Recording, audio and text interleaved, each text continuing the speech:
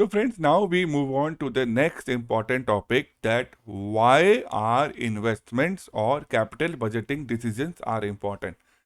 तो फ्रेंड्स, इन दी last class हमने ये समझा था कि कैपिटल बजटिंग डिसीजंस क्या होते हैं, उनके एग्जांपल्स क्या है।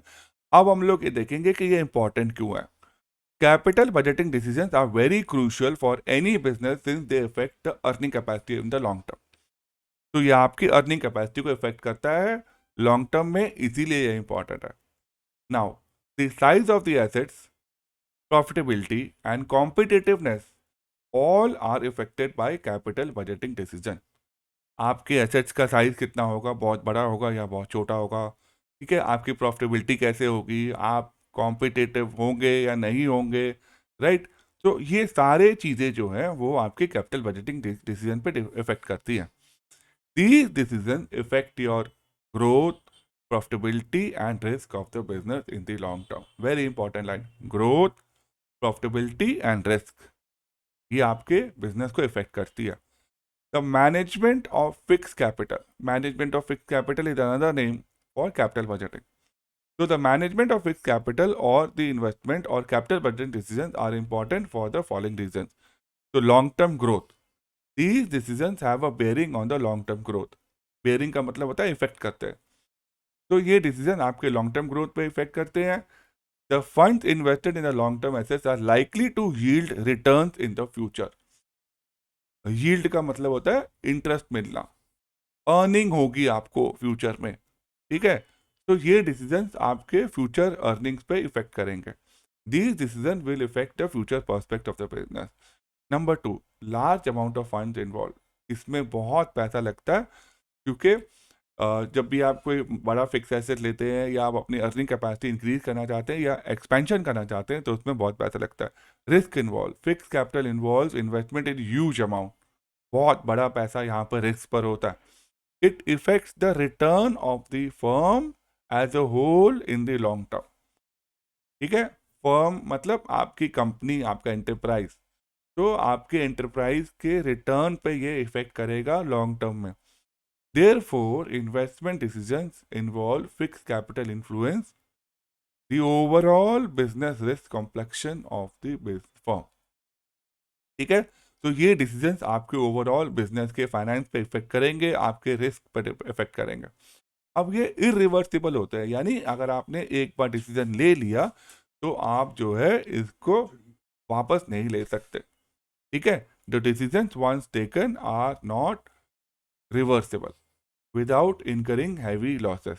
तो ये आपका बड़ा इंपॉर्टेंट डिसीजन है। एक बार आपने ले लिया तो आप उसको वापस नहीं कर सकते, ठीक है, रिवर्स नहीं कर सकते, इरिवर्सिबल है, ठीक है। Abandoning a project after heavy investment is quite costly in terms of wastage of funds, ठीक है। अगर आप अपना प्रोजेक्ट अबैंडन कर देते हैं, अबैंडन करने का मतलब कि आप उसको बंद कर देते हैं, क्लोज डाउन कर देते हैं, ठीक है, तो वो भी बहुत कॉस्टली हो सकता है, क्योंकि आपके फंड्स वेस्ट हो जाएंगे। And therefore capital budgeting decision should be taken with utmost care. बहुत इंपॉर्टेंट डिसीजन है, तो ध्यान से लेने पड़ते हैं। अटमोस्ट यानी कि very important. Utmost care only after evaluating in detail, ठीक है। सारी चीज़ें आप अच्छे से इवेल्युएट करके ही लेंगे, क्योंकि ये इरिवर्सिबल है, बहुत ज़्यादा फंड इन्वॉल्व करता है इसके अंदर, ये आपके लॉन्ग टर्म ग्रोथ पे इफेक्ट करेंगे, इसमें बहुत ज़्यादा रिस्क इन्वॉल्व होता है, ठीक है। नहीं तो आपकी फाइनेंशियल कॉन्सिक्वेंसेज बहुत ख़राब हो सकते हैं। A bad capital decision normally has the capacity to severely damage the financial fortune of a business. Severely damage यानी कि आपके जो फाइनेंशियल बेनिफिट होने वाला है आपके बिजनेस से, वो डैमेज हो सकता है बहुत बुरी तरीके से, ठीक है। तो कैपिटल बजटिंग डिसीजन को बहुत ध्यान से लेंगे, अटमोस्ट केयर है, लेना पड़ेगा इसको करने के लिए। और इसके अंदर बहुत ज़्यादा रिस्क इन्वॉल्व होता है, बहुत ज़्यादा फंड इन्वॉल्व होते हैं। यह आपकी प्रॉफिटेबिलिटी या आपकी ग्रोथ और आपके रिस्क पे बहुत ज़्यादा इफेक्ट करता है। तो फ्रेंड्स, अब हम लोग यहाँ पर देखने वाले हैं what are the objectives of financial management. Friends, सबसे इंपॉर्टेंट फंक्शन जो होता है फाइनेंशियल मैनेजमेंट का, वो होता है वेल्थ मैक्सिमाइजेशन। अब वेल्थ मैक्सिमाइजेशन कैसे होता है? वेल्थ मैक्सिमाइजेशन होता है कि जो हमने अभी लास्ट 2 लेक्चर्स में देखे थे कि 3 फाइनेंशियल डिसीजन होते हैं, उसके ऊपर डिपेंड करता है कि कंपनी की वेल्थ मैक्सिमाइजेशन होगी या नहीं होगी। तो आप यहाँ पे देख सकते हो, the market price of the companies share is linked to the 3 basic decision. This is because the company funds belong to the shareholders and the manner in which they are invested and the return earned by them determines the market value and the price. तो market value कैसे determine करते हैं? Market value determine करते हैं कि आपने जो funds business में एम्प्लॉय करे हैं उसको आप कैसे इन्वेस्ट करके उसके ऊपर रिटर्न अर्न कर रहे हो ताकि आपकी जो मार्केट वैल्यू है वो बढ़ रही है। तो फ्रेंड्स आप यहाँ पे देख सकते हो, ये बहुत अच्छा पिक्चर बताया हुआ है कि 2016 से लेकर 2020 तक देखो शेयर प्राइस इंक्रीज हो रहा है। और शेयर प्राइस का इंक्रीज किस वजह से होता है? शेयर प्राइस का इंक्रीज होता है 3 फाइनेंशियल डिसीजन का जो हम पढ़ चुके हैं। तो it means maximization of the market value of the equity share. तो यहाँ पर इंपॉर्टेंट क्वेश्चन आता है, what is wealth maximization, right? So it means maximization of the market value of the equity shares. Now the market price of the equity share increases if the benefit from the financial decision exceeds the cost. तो जब हम कोई भी financial decision लेते हैं उससे हमें अगर बेनिफिट ज़्यादा मिल रहा है as compare to the cost, right, so market price जो है वो बढ़ जाता है। All the financial decision aims at ensuring that each decision is efficient and add some value. तो सारे डिसीजन कोई ना कोई वैल्यू एडिशन करना चाहते हैं, कोई ना कोई आपके डिसीजन को और एफिशिएंट बनाना चाहते हैं। Such value addition tend to increase the market price of the share and therefore those financial decisions are taken will ultimately prove to be gainful from the point of view of the shareholder। तो इसीलिए ऐसे ही decision लेने चाहिए जो ultimately share holders के point of view से उनकी value को इंक्रीज करेंगे। Now the share holders value if now what is share holders gain? Now the shareholders gain if the value of the shares in the market increases। तो share holder को कब फायदा होता है? जब उसके प्राइस जो है शेयर का बढ़ता है मार्केट में। And those decision result in decline in the share price are the poor financial decisions। So because of the decisions are not good, so that is why the share price goes down। And thus the objective of financial management is to maximize the current price of the equity shares of the company or to increase the wealth of the owners, and that is the shareholders, right? So दो चीजें हैं, दो objectives हैं। Number 1 to increase the current price of the equity shares, right? And number 2 to increase the wealth of the shareholders। And therefore when a decision is taken about the investment in a new machine, the aim of the financial management is to ensure that the benefits from the investment exceed the cost so that some value addition takes place। तो यहाँ पे वो बता रहे हैं कि value addition कैसे होगा? जब आप कोई नई मशीन लगाते हैं और उससे हमारे को जो बेनिफिट मिलता है वो हमारे कॉस्ट से एक्सीड करना चाहिए, तब हमारी वैल्यू एडिशन होगी। Similarly when the finance is procured, procure करने का मतलब होता है अरेंज करना। Similarly when the finance is procured the aim is to reduce the cost so that the value addition is higher. वो ये बता रहे हैं कि जब आप फाइनेंस अरेंज करते हो तो उसकी कॉस्ट कम होनी चाहिए। क्यों? क्योंकि उससे हमारा वैल्यूएशन बढ़ जाएगा। In fact in all the financial decision major और minor, the ultimate objective that guides the decision maker is some value addition taken place। So any decision, whether small or large, whether major or whether minor, is ultimately आप उससे करने क्या चाहते हैं? आप उससे कोई ना कोई वैल्यू एडिशन करना चाहते हैं, राइट? तो the objectives of maximization of share holders wealth is achieved by, ये इंपॉर्टेंट है कि आप अपने शेयर होल्डर्स का वेल्थ मैक्सिमाइजेशन कैसे करेंगे। उसके लिए आपको सबसे पहले क्या करना पड़ेगा? You have to ensure that there is availability of sufficient funds at a reasonable cost. Number 2, you have to ensure that the funds are utilized effectively। And number 3, you have to ensure the safety of the funds by creating reserves and reinvesting the profit, right? So funds की safety होनी चाहिए, funds का efficient utilisation होना चाहिए और funds आपके पास available होने चाहिए eight a reasonable cost. So that is what is called as wealth maximization, the objective of maximization of the shareholders wealth। कैसे अचीव करेंगे? ओके, सो अब आगे बढ़ते हैं यहाँ पे, the role of financial management. ये बहुत इंपॉर्टेंट लाइन है, ये आपको एग्जाम में बहुत बार आती है, तो ये आप लोगों को पता होना चाहिए। What is the role of financial management? Number 1, financial management is concerned with optimal procurement as well as usages of fund.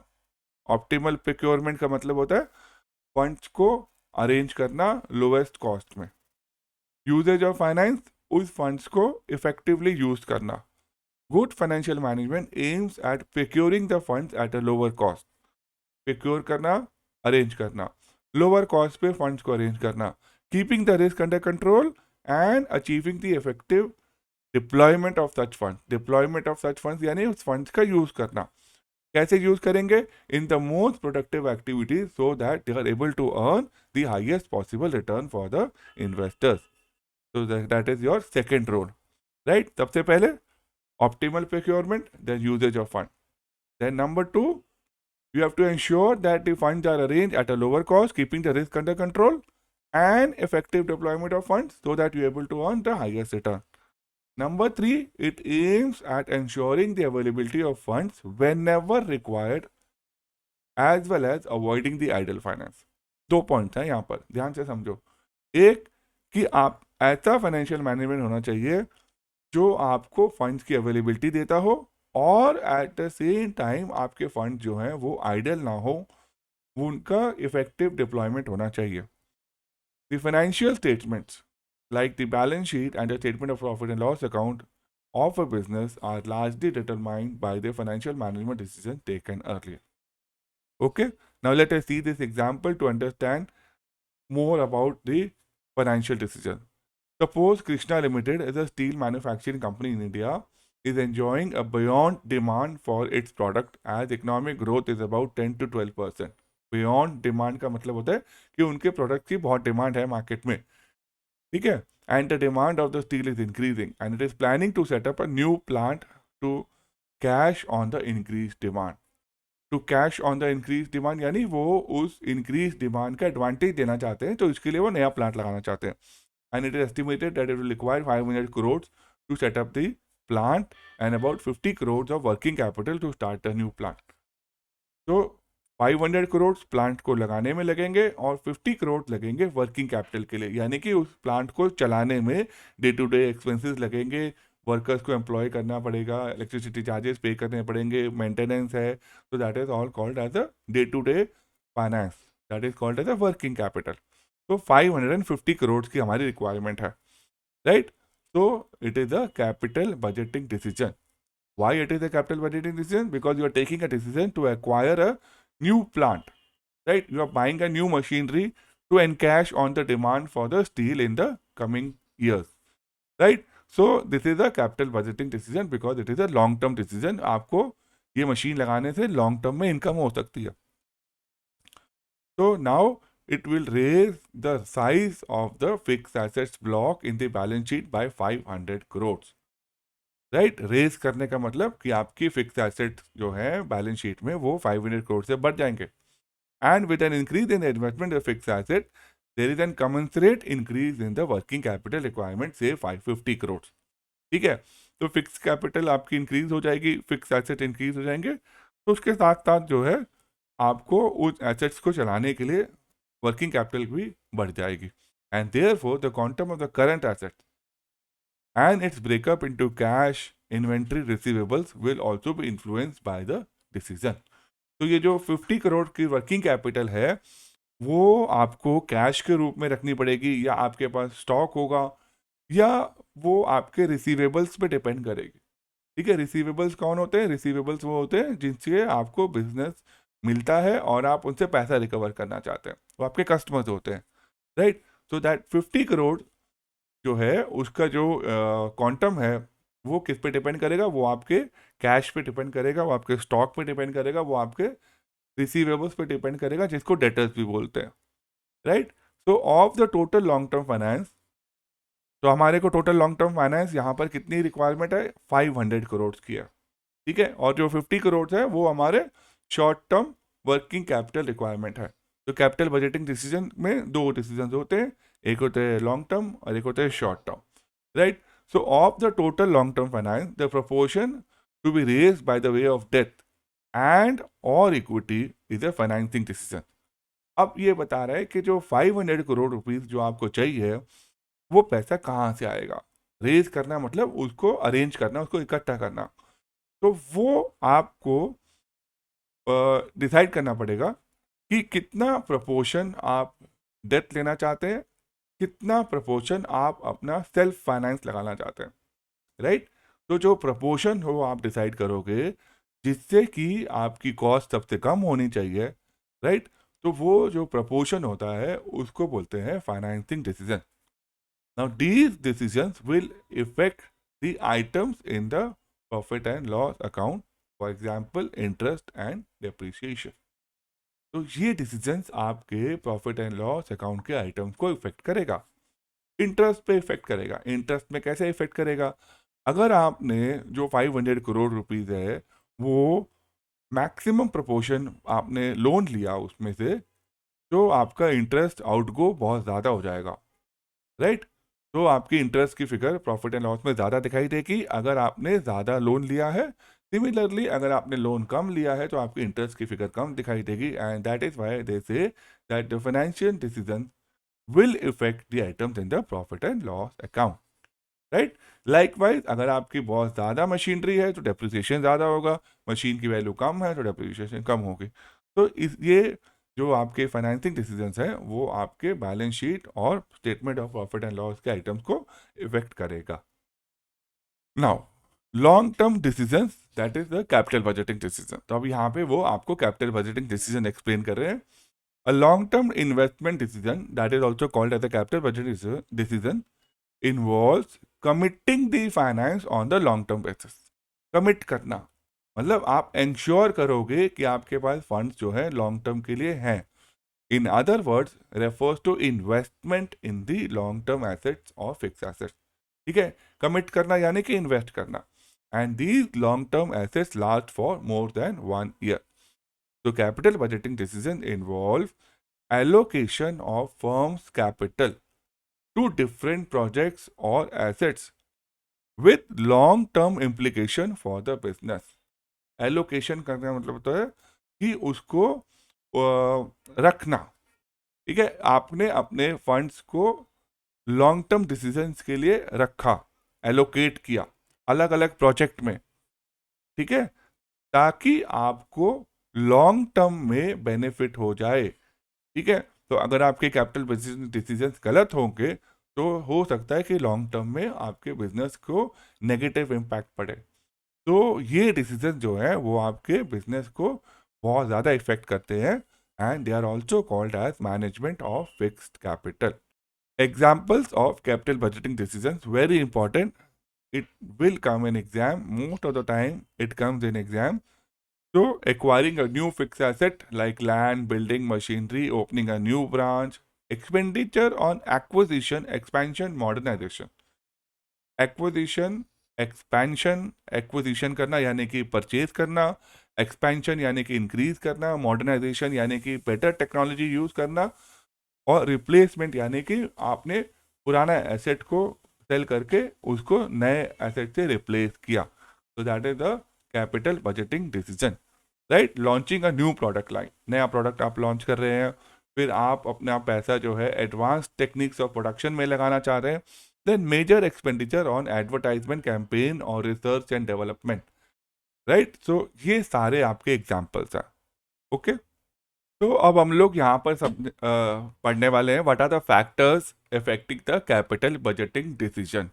Capital budgeting decision कौन से फैक्टर्स पे डिपेंड करता है, right. A number of projects are often available to the business to invest, but each project has to be evaluated carefully after considering the following factors। सबसे important factor है rate of return। The most important criteria is the expected rate of return of the project, right। जैसे मान लीजिए आपके पास में दो project है, project A and project B, और दोनों प्रोजेक्ट में सिमिलर रिस्क है, ठीक है। Now the rate of return of one project is 10% and the other one is 12%, right। तो ऑब्वियसली जिसमें आपको ज़्यादा रिटर्न मिलेगा वो आपके लिए बेटर है, क्यों? क्योंकि दोनों के रिस्क जो हैं वो इक्वल हैं, right. Now the second is cash flow of the project. Cash flow का मतलब कि आपके बिजनेस में हाउ फ्रीक्वेंटली कैश आता है या जाता है, राइट। तो inflow and outflow of cash is the cash flow. Now, when a company takes an investment decision involving huge amount of funds, it expects to generate some cash flow over a period of time or a period. Now, these cash flows in the form of series of receipts and payments over the life of the investment, right? तो जब आप बहुत ज़्यादा पैसा invest करते हैं किसी project के अंदर, तो आपकी एक्सपेक्टेशन होती है कि उसके अंदर आपको कुछ कैश आए, series of receipts and series of payments, right? तो उसको बोलते हैं cash flow. The amount of this cash flow should be carefully analyse before considering the capital budgeting decision. तो ये आपको एनालाइज करने चाहिए कि आपको कैश जो है वो कैसे आने वाला है, कब आएगा, राइट? तो ये भी एक इंपॉर्टेंट क्राइटेरिया है. Now the third one is, what is the third factor? The investment criteria involved. The decision to invest in a particular project involves a number of calculations regarding the amount of investment, the interest rate, the cash flows, the rate of return, right? तो जब आप कोई भी किसी भी investment में, किसी भी कैपिटल बजटिंग के प्रोजेक्ट में पैसा लगाते हैं, तो इसके ऊपर आप कैलकुलेशन करते हैं कि क्या रिटर्न होगा, क्या इंटरेस्ट रेट है, राइट? कैश फ्लो कैसे होगा. तो अलग अलग टेक्निक्स आती हैं जो कि आप हायर क्लासेस में पढ़ोगे, जिससे आप कैपिटल बजटिंग डिसीजंस को जो है जज कर सकते हो, राइट? तो the techniques of capital budgeting decision, ये इंपॉर्टेंट है, ये आपको नाम पता होना चाहिए. 3 है. पे बैक पीरियड, ठीक है, net present value and internal rate of return, IRR. ठीक है, ये हमें एक इवैल्यूएशन क्राइटेरिया है जिससे कि हम कैपिटल बजटिंग डिसीजन ले सकते हैं. And these decisions are applied to the each proposal before selecting the particular project. Okay, now we move on to the next one, that what is a financing decision. Now financing decision, जैसे कि आप देख सकते हो यहाँ पर कि आपको अपने बिजनेस के लिए फंड्स चाहिए, और वो फंड्स जो है उसके सोर्सेज कहाँ से आएंगे, where from the funds will come from, right? So you can take that funds either from your own capital, yeah, from your own money, right? So that is called as an equity. Or you can take the fund from a financial institution or a bank, and which is called as a debt. ठीक है? So financing decisions relate to financing pattern or the proportion of debt and equity. ये important है. Proportion कितना होगा, कितना percentage हमारा death होगा total funds में, कितना परसेंटेज इक्विटी होगी टोटल फंड्स में. तो वो जो फाइनेंसिंग पैटर्न है जिसको हम प्रपोर्शन बोलते हैं, proportion of debt and equity, ये बहुत इंपॉर्टेंट है, right? So it is concern about decisions about how much to be raise from which source. A firm needs to have judicious mix of both equity and debt in making the financial decision. Debt and equity differ significantly in terms of risk and cost. अब देखो, आपको यहाँ पे समझना क्या है कि अब आप ये डिसाइड करना चाहते हैं कि उसका मिक्स क्या होगा, उसका पैटर्न क्या होगा. तो पैटर्न के अंदर आपको या तो डेथ लेना है या इक्विटी लेना है. तो अब आप क्या करोगे, अब आप डेथ के कॉस्ट देखोगे कि कितना कॉस्ट लग रहा है अगर हम डेथ ले रहे हैं, राइट? उसके अंदर क्या रिस्क इन्वॉल्व है. Similarly you will see the risk and the cost of the equity, right? And on that basis you will arrive at a decision कि क्या पैटर्न होना चाहिए, right? तो यहाँ पर बता रहा है कि cost of the debt means the expected rate of return of the lenders. ठीक है, कॉस्ट ऑफ डेथ का मतलब होता है कि जिससे आप लोन लेने वाले हैं वो आपका लेंडर हो गया, तो वो आपसे रिटर्न एक्सपेक्ट करेगा. So that is called as cost of debt. ठीक है? So cost of debt means the expected rate of return of the lenders on the debt capital for assuming the risk. And equity, cost of equity means the expected return on the equity capital for assuming the risk. Right? So cost of debt यानी कि जो lenders आपसे expect कर रहे हैं, and cost of equity यानी कि जो आपके shareholders आपसे expect कर रहे हैं in terms of the risk what they are in terms of the capital that they are giving. ठीक है, वो आपका पैसा लगा रहे हैं आपके बिजनेस में. तो cost of equity and cost of death, right? So now the cost of debt is lower than the cost of equity because the lender's risk is lower than the equity shareholders risk. ये important line. कि cost of debt जो है वो cheaper है as compare to cost of equity. Why? Because the lender जो है उसका risk जो है वो कम होता है as compare to the owners risk. Now since the lenders earn an assured return or the fixed interest and the repayment of capital on maturity, and therefore they should require a lower rate of return. ठीक है, अब आपने देखा कि जो death की cost है वो लो होती है एज कंपेयर टू इक्विटी. वो क्यों होती है? वो इसलिए होती है, क्योंकि जो लेंडर है उसको एश्योर्ड या फिक्स्ड इंटरेस्ट रेट मिलता है और मेच्योरिटी पर उसको आपका पैसा जो उसने लगाया है वो वापस मिल जाता है. राइट? तो इसीलिए जो लेंडर का रिस्क होता है वो कम होता है क्योंकि उसको एक अश्योर्ड रिटर्न मिल रहा है और मैच्योरिटी पे उसके पैसे वापस मिल जाएंगे. तो जब रिस्क कम होता है तो उसकी रिटर्न भी जो है वो कम होती है. Right? More ever the interest paid on the debt is a deductible expense for the computation of tax liability. तो ये एक तीसरा पॉइंट बता रहा है कि why the debt is cheaper.